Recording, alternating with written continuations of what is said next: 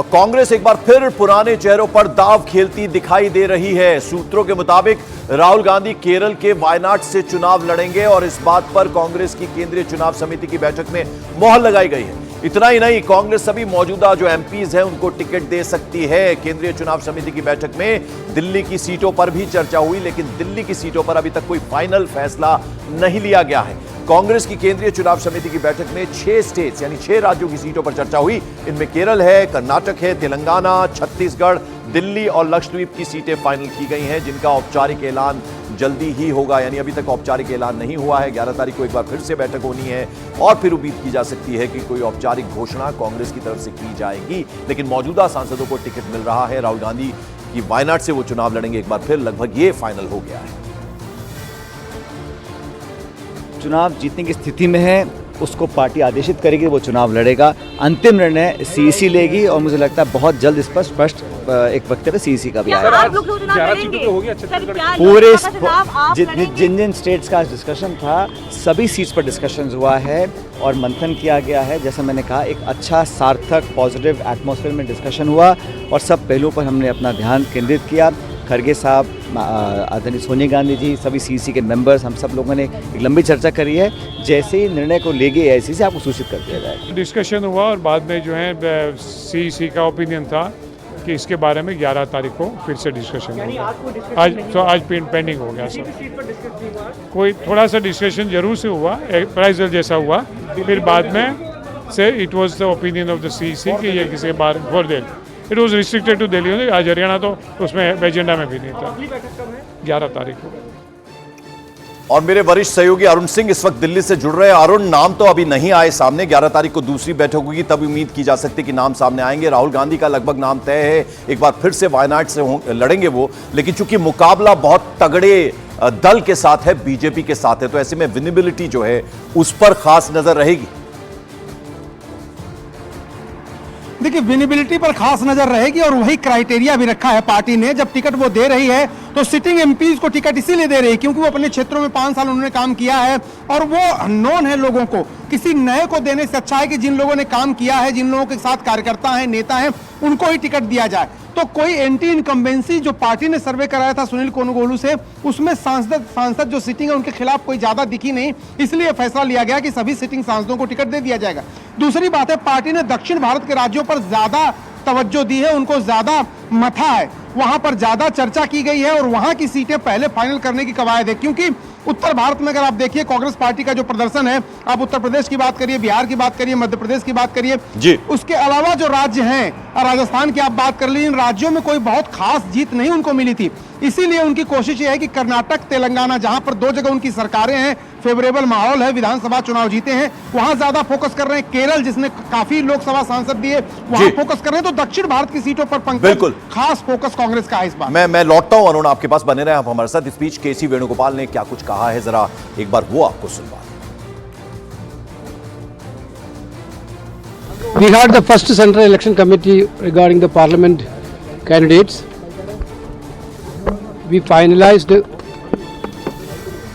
seats from Kerala, Karnataka, Telangana, Chhattisgarh, Delhi and Lakshadweep. Formal announcement will be, the procedure is going on.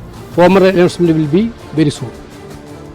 Arun, जब ये पहली list नाम सामने आएंगे तो क्या कुछ सरप्राइज भी मिलेंगे देखने को? और आप जरा ये भी बताइए कि राहुल गांधी वायनाड से चुनाव लड़ेंगे, लगभग ये अब फाइनल है आप बता रहे हैं, लेकिन क्या अमेठी से भी वो चुनाव लड़ सकते हैं? और यदि वो नहीं लड़ते हैं तो फिर क्या प्रियंका गांधी अमेठी या फिर रायबरेली से चुनाव लड़ सकती हैं? इसकी उम्मीद कितनी? देखिए पंकज, बड़ी बात तो यह है कि पार्टी में एक राय यह है कि सचिन पायलट हो गए, अशोक गहलोत हो गए, टीएस सिंहदेव हो गए, जो बड़े चेहरे हैं, केसी वेणुगोपाल हो गए, जो बड़े चेहरे हैं पार्टी के, मल्लिकार्जुन खड़गे हो गए, भले ही कुछ उसमें से राज्यसभा हैं, कुछ विधायक हैं, लेकिन उनको चुनाव लड़ना चाहिए।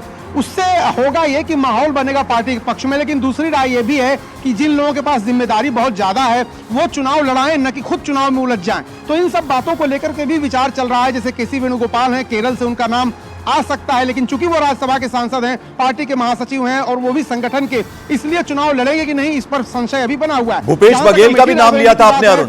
दोनों जगह की देखिए पंकज, भूपेश बघेल लगभग तय है कि वो चुनाव लड़ेंगे राजनांदगांव से, उनके नाम पर मुहर लग गई है, वो चुनाव लड़ेंगे। लेकिन इसके अलावा जो बड़े नेता हैं, जो राज्यसभा में हैं या विधायक हैं, क्या वो चुनाव लड़ेंगे, ये एक बड़ा सवाल है। मल्लिकार्जुन खड़गे खुद राज्यसभा में हैं, वो कलबुर्गी से चुनाव जीतते रहे हैं, 2 बार चुनाव जीते हैं, हालांकि 2019 में हार गए थे। केसी वेणुगोपाल क्या चुनाव लड़ेंगे, क्या सचिन पायलट चुनाव लड़ेंगे, क्या अशोक गहलोत चुनाव लड़ेंगे, कई नाम ऐसे हैं जिन पर अभी मंथन चल रहा है। लेकिन 2 राय है पार्टी के अंदर, जब राय बन जाएगी तभी उनके नाम फाइनल होंगे। बहुत बहुत शुक्रिया इस अपडेट और इस जानकारी के लिए अरुण सिंह आपका। आगे बढ़ते हैं मॉर्निंग प्राइम में। अब आपको बता दें, लोकसभा चुनाव सीट शेयरिंग को लेकर बीजेपी का सहयोगी दलों के साथ बैठकों का दौर जारी है। देर रात गृह मंत्री अमित शाह के आवास पर एक अहम बैठक हुई है। इस बैठक में बीजेपी अध्यक्ष जेपी नड्डा, उनके अलावा टीडीपी अध्यक्ष चंद्रबाबू नायडू मौजूद रहे। साथ ही साथ जनसेना पार्टी के राष्ट्रीय अध्यक्ष पवन कल्याण भी इस बैठक में शामिल हुए और सूत्रों के मुताबिक बैठक में बिहार और आंध्र प्रदेश में गठबंधन और सीट शेयरिंग फॉर्मूले पर चर्चा हुई। इसके अलावा बिहार कोर ग्रुप के नेताओं ने भी गृह मंत्री अमित शाह से मिलकर बातचीत की है। तो एक अहम बैठक हुई है, जिसमें ये बैठक अमित शाह के घर में हुई है, गृह मंत्री के घर में। जेपी नड्डा, टीडीपी अध्यक्ष चंद्रबाबू नायडू भी इसमें शामिल हुए हैं इस बैठक में।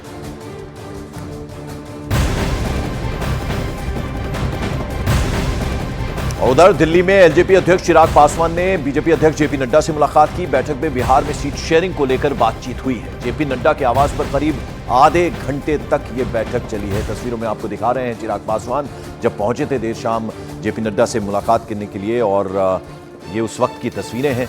और बिहार में सीट शेयरिंग किस तरह की होगी, उसको लेकर क्या फॉर्मूला बनेगा, मंथन हुआ है। और चिराग पासवान एलजेपी के अध्यक्ष हैं, वो मिलने पहुंचे जेपी नड्डा से और आधे घंटे तक ये बातचीत हुई है। बिहार में किस तरह से सीट शेयरिंग का फॉर्मूला बनेगा, उसको लेकर मंथन हुआ है और ये बैठक हुई है बीजेपी अध्यक्ष जेपी नड्डा के घर पर।